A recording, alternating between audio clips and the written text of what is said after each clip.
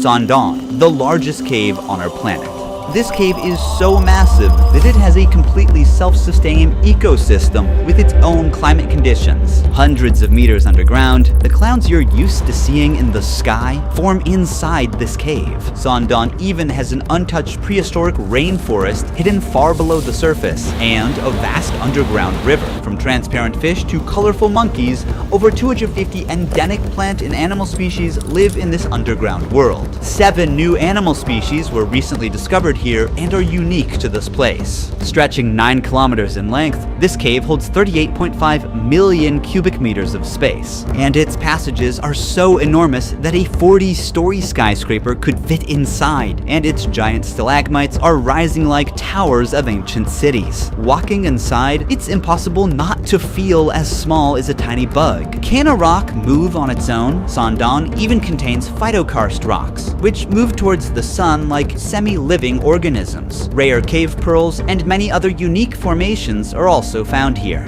For 3 million years since its formation, the world had no idea about this cave's existence until it was fully explored in 2009 in Vietnam. Now, it's time for you to see the largest cave on Earth. Individual access is forbidden to protect both visitors and the fragile environment. This expedition is operated by Oxalis, the only authorized agency.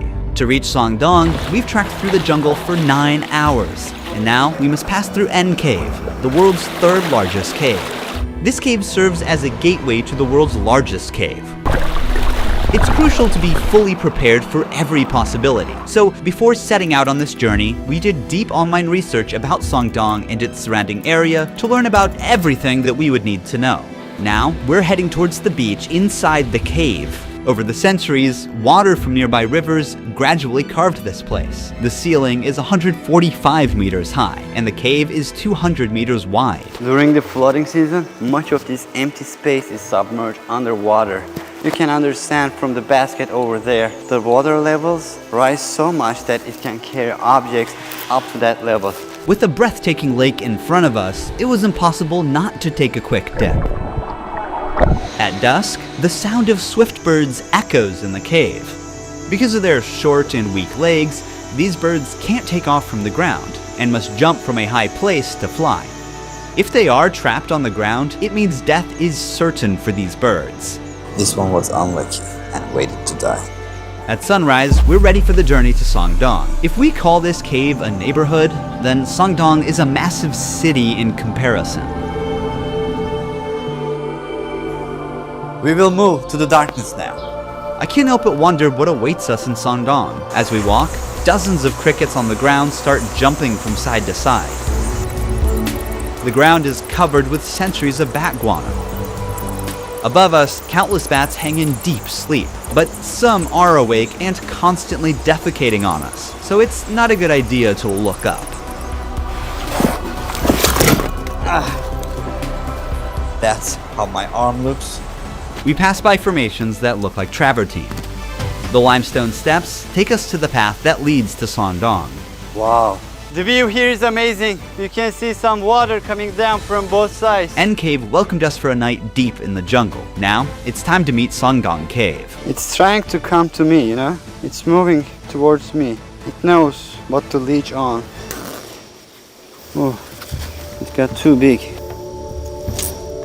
Beneath the soil we walk on lies the 450-million-year-old limestone formation, which began forming long before the existence of humans or even dinosaurs. This calcium-rich limestone is composed of shells and skeletons of ancient sea animals that sank to the ocean floor and gradually compressed over millions of years. However, since calcium dissolves easily in acid rain slowly erodes limestone and forms caves over time. This is how the world's largest cave was formed, by rain dissolving limestone. A challenging final climb brings us down to the grand entrance of Sơn Đoòng. As we move deeper, everyone's switching on their headlamps now. This path will lead us to the Hope and Vision Passage. In this 9-kilometer-long cave, there is so much to explore. We might be the first to record newly discovered animals. This is the entrance of Sơn Đoòng Cave. You can see those people look tiny at the entrance. Even just a few steps in, we're surrounded by incredible cave formations. The water, rich in minerals, flows down from the ceilings or walls and builds these beautiful rimstone pools over time. The very first animal greeting us is a cricket. We are making our way through the rocks. Some stalagmites are sparkling in pure white because of the mineral type they're composed of. It looks like a diamond. Yes, it does. There's a huge stalactite in bronze color, resembling frozen waterfalls. The orange-brown hue suggests the presence of iron or other minerals mixed within the limestone. Some stalactites have actually broken off from the ceiling and fell down to the ground. That one in the middle is a fault line. It was formed because of tectonic movements of the Earth. Sơn Đoong's enormous size is not just the result of water erosion, but also the fractures caused by tectonic movements, which created pathways for water to flow deeper. There's a huge river in this part of the cave. If you fall, you can't swim. It's so fast. Heavy rains feed many rivers here, and a large and fast river now flows through the cave. How did this come to life? We are like hundreds of meters inside the cave. There is no sunlight. Heavy floods can bring soil and plant stems into the cave. That's why we see a sprouted seed here. Unfortunately, without sunlight, they won't survive for long. The flood also brought spores in, so now there are mushrooms growing here. The moisture and darkness are perfect for them. Just yesterday the water reached up to here. It carried a lot of mud with it. It's so recent, as if the flood just happened here. Signs of the incident are still visible. We reached the Hope and Vision Passage. This is the largest part of the cave. I'm standing next to the tallest stalagmite in the world. It is 80 meters high. It took an average of 800,000 years for these minerals to accumulate on the ground as water dripped from the ceiling and formed this massive stalagmite. The reason it got so huge is because it grew in a part of the cave where the ceiling is over 170 meters high and more than 130 meters wide. So this part of the cave is as large as a 40-story skyscraper could fit, and even a double-decker aircraft could fly through. You can see the light coming from the first dolin very far ahead. That's where we are heading. We spot cloudy-like white catches on the ground. What is this? A spider web. When they sense vibrations of a trapped insect, the spider jumps out, bites the prey, and returns to the funnel to eat. These are sand towers. When water drips from above, the parts under the pebbles are protected while their surroundings erode, and in the end, it forms these towers. It looks like a small metropolis. If you carefully look at it, there's a guy standing on the top of that rock. Our teammate in the far distance is now standing on a stalagmite of 60 meters in length. We move 3 kilometers forward in the cave. This is our camping site. Imagine sleeping here, looking at this view. From here, you can partially see the first dew line. It might look like the cave's exit, but it's actually the first of 2 massive dew lines. And from here on, things will get more incredible. The temperature difference between the outside and the inside of the cave forms mist and clouds inside the cave. The area beyond them is called Watch Out for Dinosaurs. We will explore that place tomorrow. For now, it's time to rest. Now we are going to first dolin. This is the next day. There will be a lot of things that we will see today. Let's go. We are crawling through narrow passages to get to the first dew line. Very narrow point. These sticky threads are traps belonging to cave worms. They produce a blue-green light from their tail to attract flying insects to these sticky threads. Once an insect gets stuck, the larva pulls up the thread with its mouth and eats its prey. This limestone is the oldest limestone in Southeast Asia. It is more than 400 million years old. While some sea creatures become part of the limestone, others mineralized and ended up as fossils, like you see in this example. We'll get into the details of this fossil later. We're almost there. Sun! Wow, it takes for water droplets to reach the ground for like 20 seconds from up there. What is the height of this wall? It's around 140 meters. Everything is huge here. When you look up, you can see the trees of the rainforest surrounding the opening. But right now, we are meters below and still inside the cave. The reason why this hole exists is that hundreds of thousands of years ago, the river flowing inside Sơn Đoòng eroded the limestone and weakened the roof. The roof couldn't hold up and collapsed, creating this giant hole above. So the light gave life to these algae and mosses.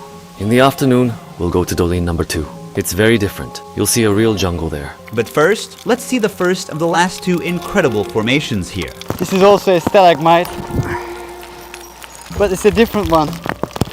It owes its unique layered shape to the waterfalls.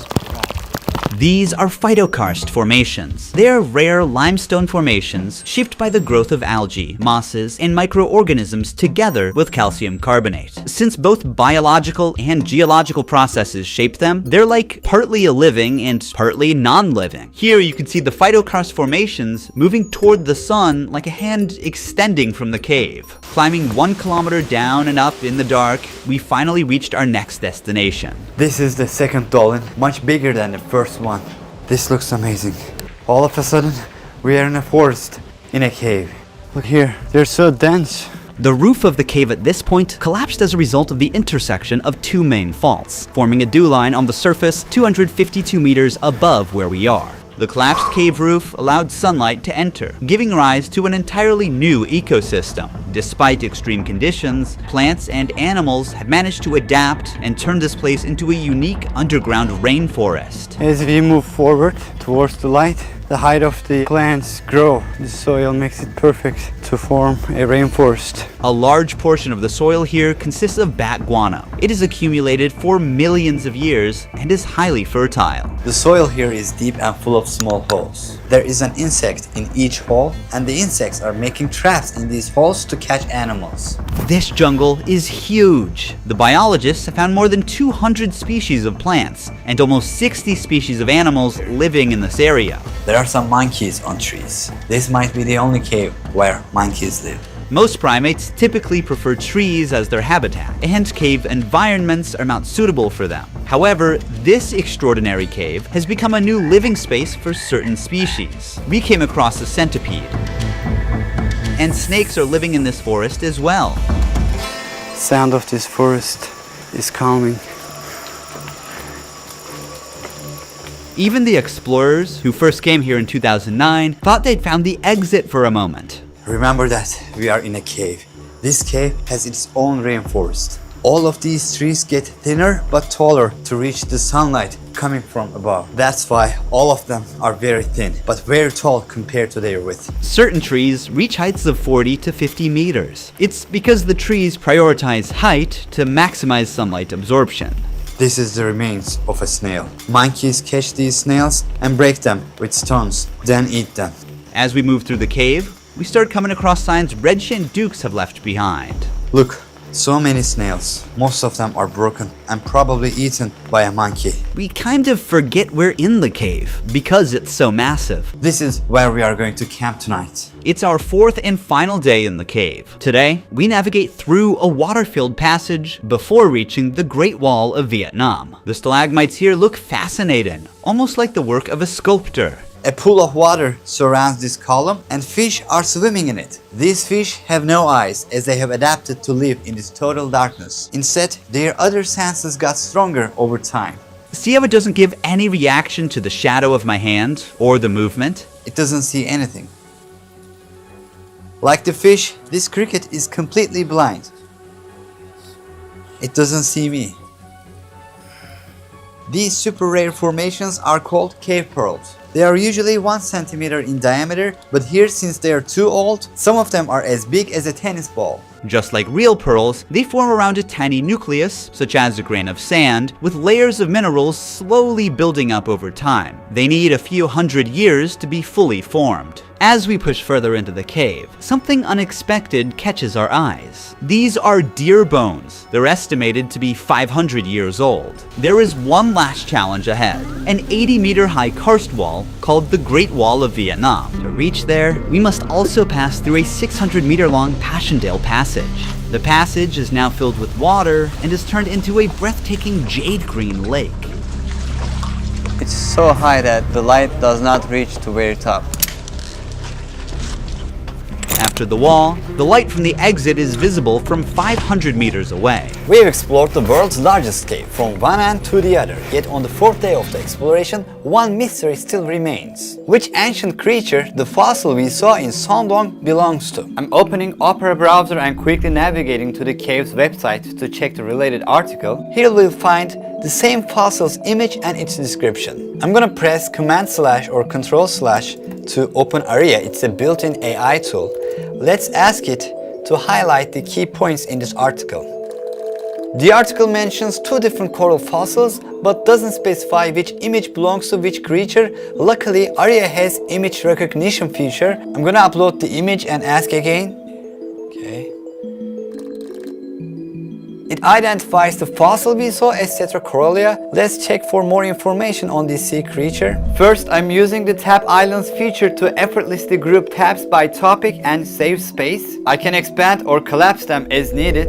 I'm splitting the browser window to view both websites side by side. It appears that Tetracorolia or rugosa went extinct 300 million years ago. This carnivorous species is believed to have had tentacles to catch its prey and grew up to 10 centimeters. Because it is extinct today, we don't know exactly what this animal looked like, but with Aria's image generation feature, we can create a possible visual for this animal.